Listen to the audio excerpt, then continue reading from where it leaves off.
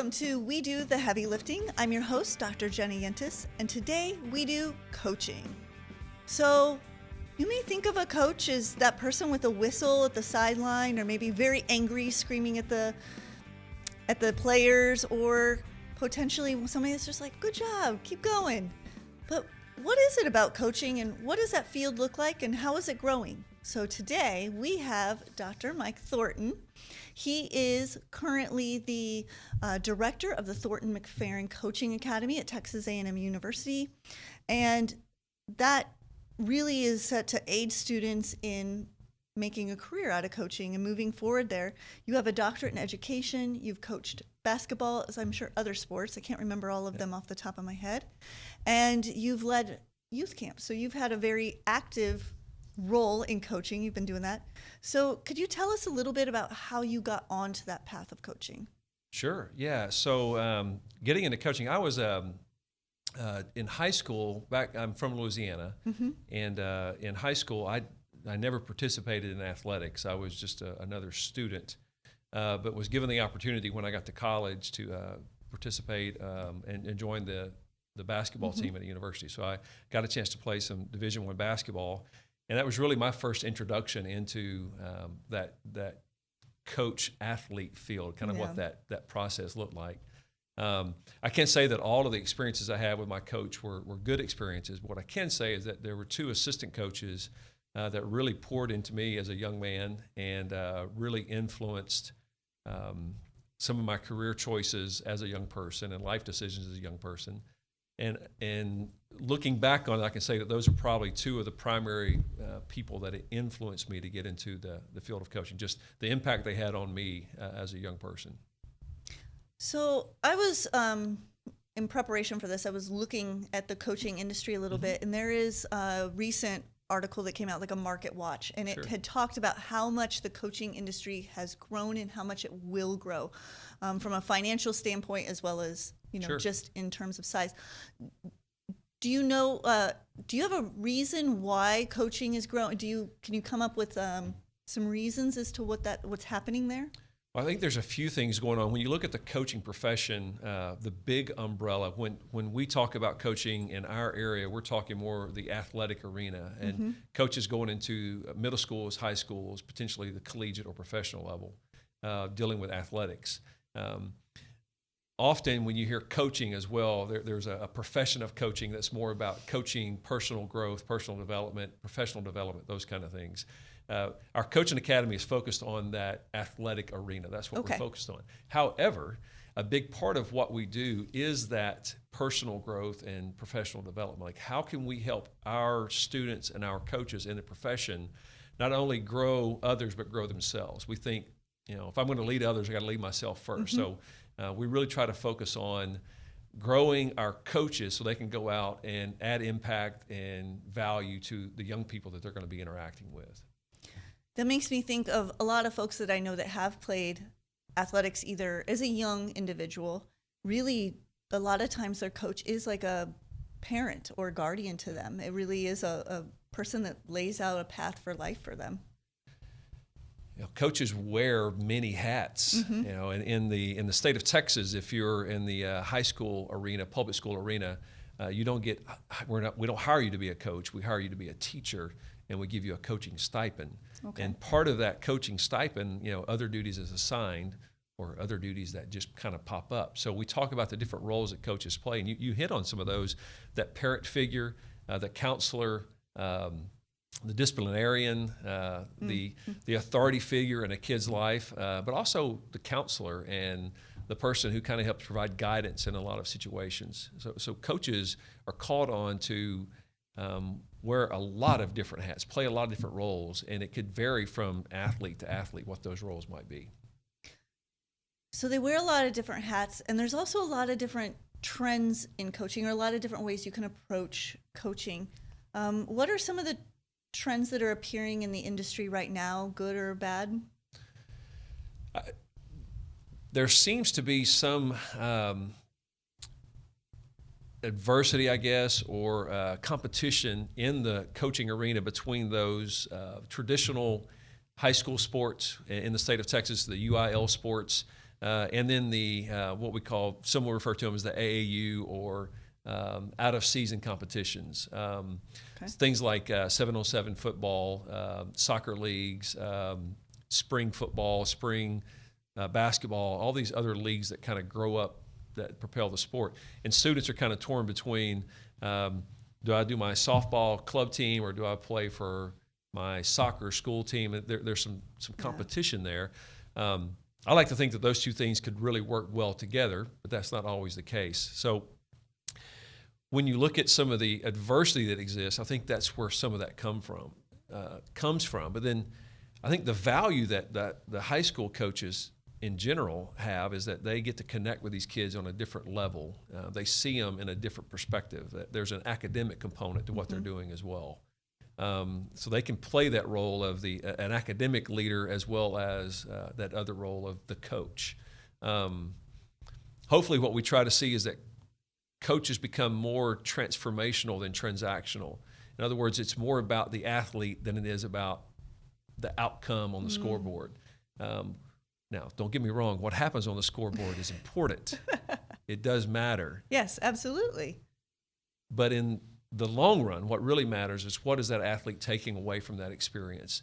5-10 years down the road, is there something that they went through in that athletic arena that's going to give them an opportunity to persevere or succeed or to achieve in some future endeavor because of what they accomplished as an athlete? What are qualities of good coaches? I mean, I could probably list off some, but what are things that maybe people don't think of right off the top of the head, top of their head, like supportive or encouraging? But what are some of those other maybe nuanced items that make a coach a really good coach? It's a really interesting question. I ask this question in classes that I teach, and every semester we say, okay, give me a list of if you could have a blender and blend all these together and the coach drinks it and he becomes this super coach that does everything. And the list every semester gets longer. It's interesting. But I think there's a few things that come to mind. One is a lifelong learner. I think a coach that knows everything is not a very good coach. A coach that's willing to understand their philosophy, why they're doing what they're doing, but also is willing to know that there are opportunities to grow and to learn and to that there's innovations that go on in the profession, as in any other profession, whether that's technology or new techniques, whatever it might be, trying to keep up with those trends. So having a coach that's a lifelong learner. Just as a side note, Coach Gary Blair, our most recent women's basketball coach here, listening to him talk about how he tries to stay up to date on the music that his players are listening to. That's an amazing characteristic for him to intentionally dive into his players' world so he can have some relatability that's outside what the basketball arena is. I think that's one of the things that made him a really unique basketball coach. He was willing to, he's been doing it a long time, and he's really good. He's a Hall of Famer. But he was willing to also put the work in to continue to try to stay up to date with what his players were doing. I mean, that is a challenge. I mean, music changes all the time. As an instructor and a teacher, it's sometimes difficult for me to keep up with, all of that's happening. But it makes you relatable. It makes you have that connection, like you said. And that connection is so important because if you are going to serve that role as a, teacher, disciplinarian, all the different hats, you really do have to have that connection to the athlete. Yeah, for sure. And then, and you spoke about connections with the athlete. And I think another trait that's really important in coaches is the ability to develop and maintain relationships. I think relationships matter, and that's just not the coach to athlete relationship, but in the coaching environment, in particular in the high school arena, there's multiple relationships that coaches have to dive into. They're teachers, so they have to have that teacher to student relationship, not just the coach to the athlete relationship. I've got to be able to relate to other teachers in my school system, to other coaches in my system. That relationship I have in the classroom is going to help my relationship with the principal when it's time to, they're doing checks on how are we doing as an academic unit. The really good coaches take care of their classroom. The principals don't have to come by and say, hey, I really need you to they take care of their classroom, they don't become a worrisome problem, a burden for the coaches, for the principals, right? They want to make sure that they're taking care of the classroom. And frankly, I would probably say there's probably more coaches that are removed from their positions because of their classroom ability or lack thereof than their actual coaching ability. So it's almost a teacher first mentality, coach second? Is that? In my opinion, it should be a teacher first mentality. That's what the contract dictates. Okay. And frankly, coaches are just teachers. And teachers are just coaches. It's just we're doing it in a different arena. If a math teacher wants her students to learn math, she's going to have a practice plan. She's going to have some drills that they're going to work on. They're going to practice those drills, and then she's going to test them on those sequence of drills. That's all coaches do. We have a place we want to get. If I want you to dribble a basketball a certain way, I have a practice plan. We work on those drills, and then the practice of that, or the acquisition of skill knowledge, comes from when we get into a game. Can we achieve what we set out to do? It's the same thing. Coaching is teaching, teaching is coaching. So that leads me to ask you, what is the mission of the Thornton-McFerrin Coaching Academy? What is it that you specialize in, and where can people find out more about the programs you offer? Yeah, so I guess our mission statement is we want to prepare, promote, and support those in the coaching, teaching profession. That happens in a variety of ways. We have clinics that we do. We're members, or we collaborate with Texas High School Coaches Association. So we have a rock mentoring program where we're trying to help keep young professionals in the profession. The things that make our young coaches really good coaches make them really good at other stuff as well. And so we try to encourage those young professionals to stay in the profession and to understand, why they're doing what they're doing. So we're working with those young professionals to retain them in the program. We're also trying to promote the profession to recruit other people into the profession. There's a need, there's a gap in the teacher coach profession right now, and we're not putting out enough educators to fill that gap. And oh, by the way, they keep building more schools, which increases the need, but we're not putting out more educators. That number is pretty stagnant. It stays the same, but we've got to find ways to augment that number so we can fill that gap. So some of the things we're doing now is we're reaching out into the high school systems. We've created a program called the Future Coaches of Texas Association, where we're reaching into the high schools and beginning to reach freshmen through seniors and talk to them about the potential that exists in the teacher coach profession. We think that's going to show some significant dividends in the future. Absolutely. And I can see that if you can catch them at that time, a lot of students enter college going, I don't know what I want to do, or I don't know what I should major in, and just having a path determined by the time you get in just makes it a little, I shouldn't say easier, it's just a different experience, but it's a pathway. Absolutely. Pathway is a really neat word, because we're actually working on that now, is trying to find out what are the different pathways into the profession, because we know that there's the traditional education route where a student comes to us as a freshman, they want to get into teaching and coaching. We send them to the education program, they get their education coursework, we provide some coaching curriculum to help with that. But we catch students late in the game. Just had a conversation today with a young lady. She's going to be graduating in 2 semesters, and she wants to teach and coach. Well, how do we get them into the profession? And there's ways to do that, but it's a more difficult route.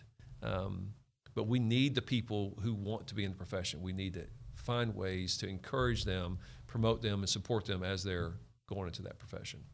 It is a struggle since COVID. I know that our educators have, they've carried a large brunt of the, the burden of educating, and a lot of parents had to do that at home during that time.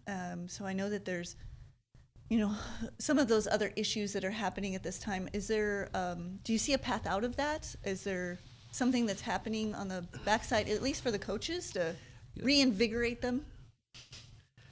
I think what we're seeing is there seems to be a resurgence in the understanding of the importance of the teacher coach profession. I think parents who were doing it from home kind of went, oh boy, and let's get them back to school. And I also think that teachers that were struggling to make that work in an online environment remembered that the importance of being in the classroom, having those interactions, building those relationships, and there's something about when I can engage with you one-on-one. Yeah. There's things that I can pick up on. In today's world, we're dealing with anxiety issues and stressors that young people today are dealing with things that I didn't have to deal with. Yes. And they're trying to manage those things in different ways than what I was trying to manage things. And so as coaches, we have to be able to reach in and provide, to be willing to step into those situations and provide opportunities for students to reduce some of that stress and anxiety. And I think athletics is a wonderful, in general, any extracurricular activity. We think about athletics coaches as athletic coaches, but there's debate coaches, there's drama coaches, there's dance coaches. So coaches have the opportunity to really step in and add value and impact young people's lives in ways that I don't think anyone else can. Yeah, I think the majority of our listeners would agree with that. Yeah, absolutely. Well, Dr. Thornton, thank you so much for coming on We Do the Heavy Lifting. Is there a take-home message that you'd like to leave with our listeners today? Absolutely. I think there's a podcast I listen to that's called A Tip and a Challenge. And so I think my tip would be if you're a coach, my tip to you is I guess it's more of an affirmation, but if you're a coach, you have a story and your story matters. It matters to someone. And there's someone in your program that needs to hear your story from your authentic self. And I think just be willing to share that story. Be transparent with your kids.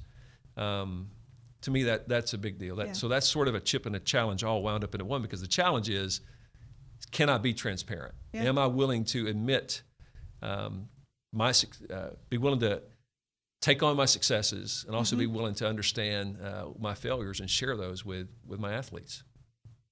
I think that's good advice for all of us. I think it would improve anyone's interpersonal skills to be able to admit those things. Yeah, absolutely. Well, thank you so much again, Dr. Thornton. And we will put a link to the Thornton-McFerrin Coaching Academy in our show notes so that you can find where they are and reach out if you are interested. And thank you again, listeners, for always tuning in to We Do the Heavy Lifting. And if you have any comments or topics that you'd like to hear from us, please email us at huffines@tamu.edu. Thank you. Woo-hoo. Very nice.